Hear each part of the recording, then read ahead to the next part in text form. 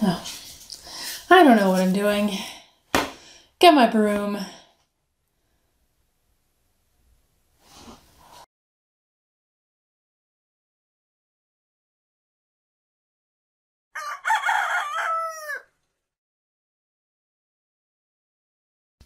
Hello.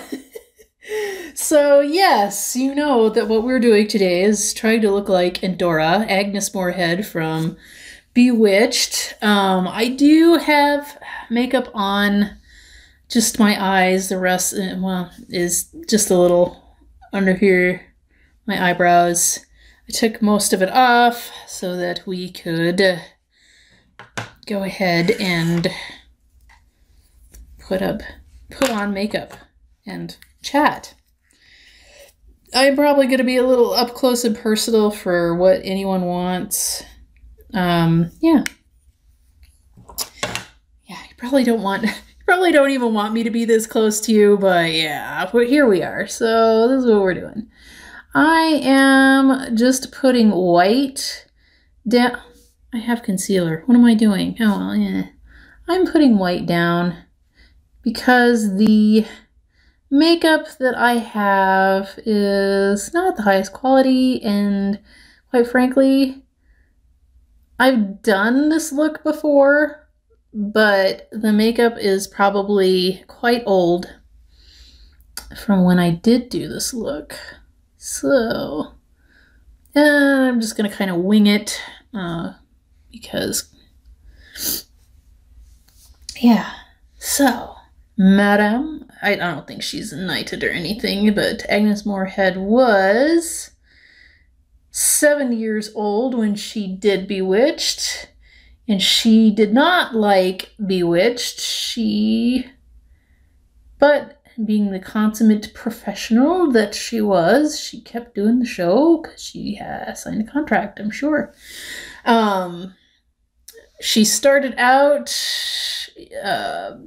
doing basically singing and stuff like that for her father's kind of tent revival, honestly. Very religious kind of upbringing. And yeah, I have always loved, at least I think I've always loved, Agnes Moorehead. I don't remember a time that I didn't think that Endora was like the coolest character in the show. And probably people watching this, maybe my age, you guys may remember Bewitched. I'm looking for my makeup brushes, which are on the floor.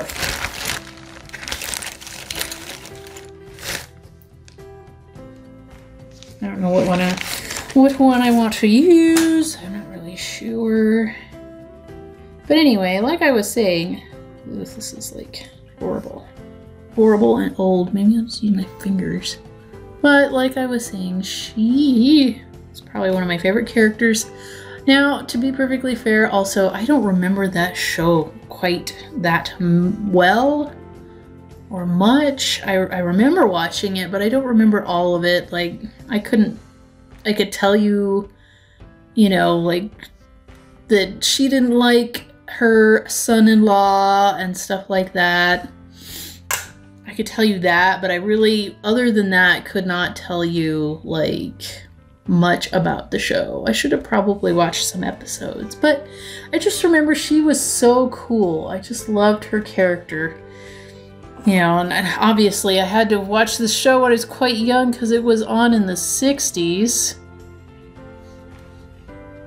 So, yes. Now, with poorly pigmented makeup, this method kind of works, putting the white down and then putting this over it. You can also use water to kind of thicken up the makeup. And like I said, this makeup's really old. Like, I should have tossed it. I thought I had tossed it, but when I was like, oh, I know, I will do a Bewitched makeup look. And it was like, oh, hey, look, I have the makeup still from the last time. Now, the last time I didn't have a red wig or whatever to wear, and I know this is not the right color. but we're gonna roll with it because she was a witch and she could look like anything she wanted to. I remember one episode that was like the Halloween trick-or-treat episode and everything. She turned herself into a tree. So, I mean, we can do whatever we want. This is kind of like Bob Ross. We're just gonna make some happy little freaking holy crap looking teal eyeshadow, turquoise, whatever. And I remember that like she was the one who probably made teal eyeshadow popular before Mimi from the Drew Carey show. Now, I already have some eyeliner, as you can see, but she does this this kind of very 50s-ish thing where I am not doing it very well. I will have to fix it. I fix. Don't worry, I fix. But yes, this show was done in like 60s, 70s. This is my favorite style of eyeliner. Is the liquid liner. And I particularly like the one that is like a little pot that you dip into. Gosh, have I been watching British YouTubers too much? Calling it a pot. But she did kind of this typical like 70s-ish style of makeup like this.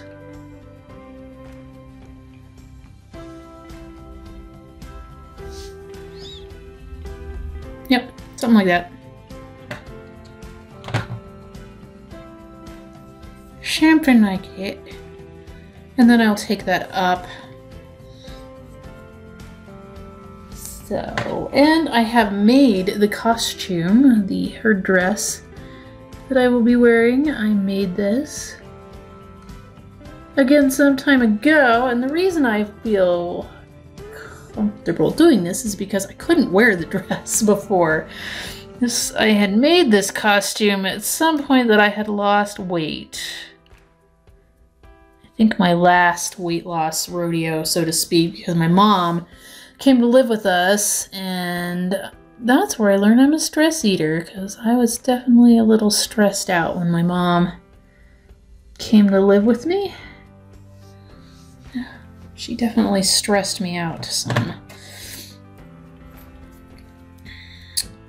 As parents do. It's like the mother's prerogative to stress you out and make you crazy and stuff. So I don't know if I'm going to put lashes on or not. But anyway, my mom. She's the most manliest man I've ever met. Like, seriously. She one day asked me to trim her toenails, and I couldn't bring myself to do that. I just couldn't. And so I was like, well, Mom, why don't we just go get pedicures? And you would think that it was like asking my husband to go get a pedicure with me. She was not about that. She had nothing positive to say about pedicures or getting one or anything like that. So that's why I say she was the manliest man I ever met. So, manliest man.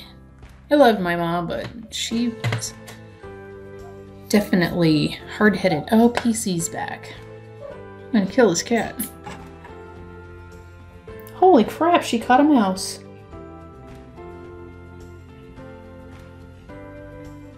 Well, that was interesting. Okay, huh. Alright, so I should probably put a base down. So I will do that and try to figure out this mouth situation and be right back. Hello, I am back. I have base foundation on. I put it on my neck, but it looks a little, you know, a little too tan, apparently. So, the mouse. Yes, I took the mouse outside. It was very lucky because I'm not usually that nice.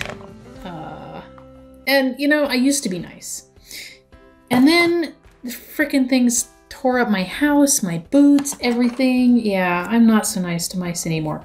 Okay, so with all that being said, Agnes Moorehead was in her 70s.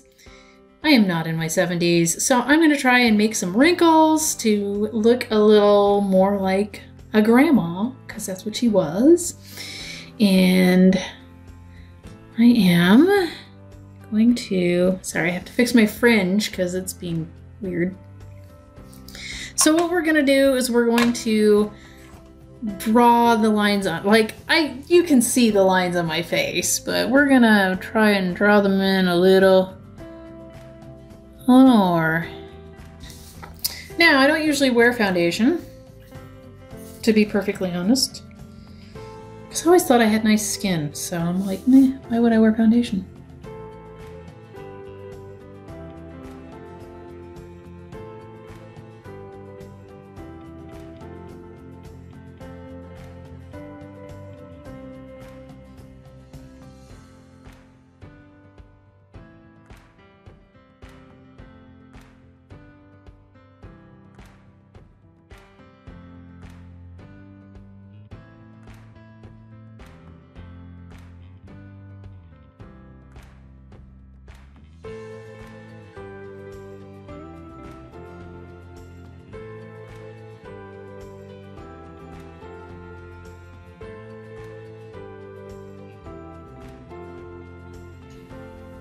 Okay, so with these, they're looking really harsh, so I'm going to try and lighten those up a little, blend them a little bit, but also we are going to want to highlight the outside of them, if this will work.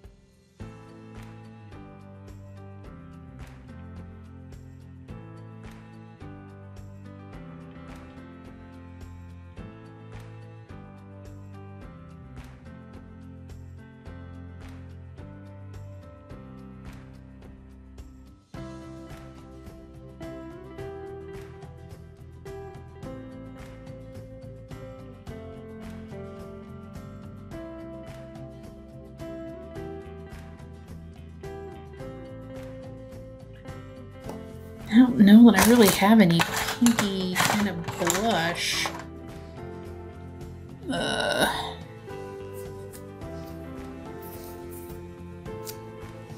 When in doubt, use what do you call it? Lip liner. This is not working. Here it goes.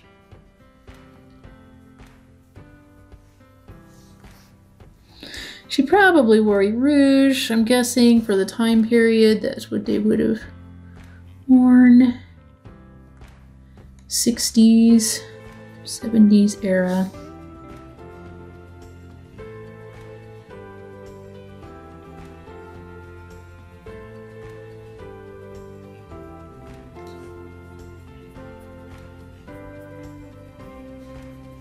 Now, I have...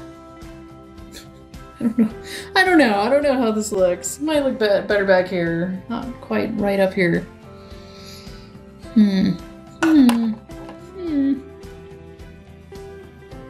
Back there, hair. Okay. She had more of an orangey looking lipstick, so I shall try to find my orangey kind of lipstick, which, who knows. Okay, so I found some red eyeshadow and I put that on there. And I found my orangey lipstick, which is, I haven't bothered to tell you what any of the products are anyway, so let's just roll with it here. I would line my lips, but I don't really have something that matches this, so we're gonna roll with it.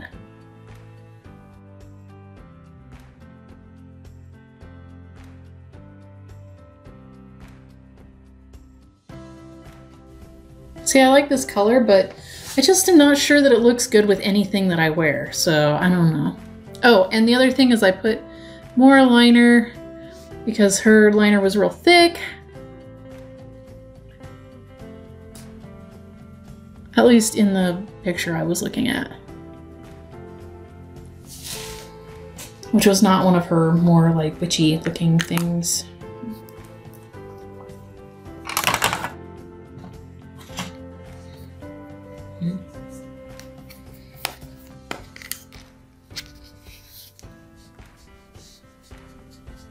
Try to soften this out a little bit because I think I might have gone a little too hard. But then again, she was an older lady, so. Now, let me put the dress on and we can see what the whole ensemble looks like. Look, you can see some straw bale action right there. Anyway, I'll be back.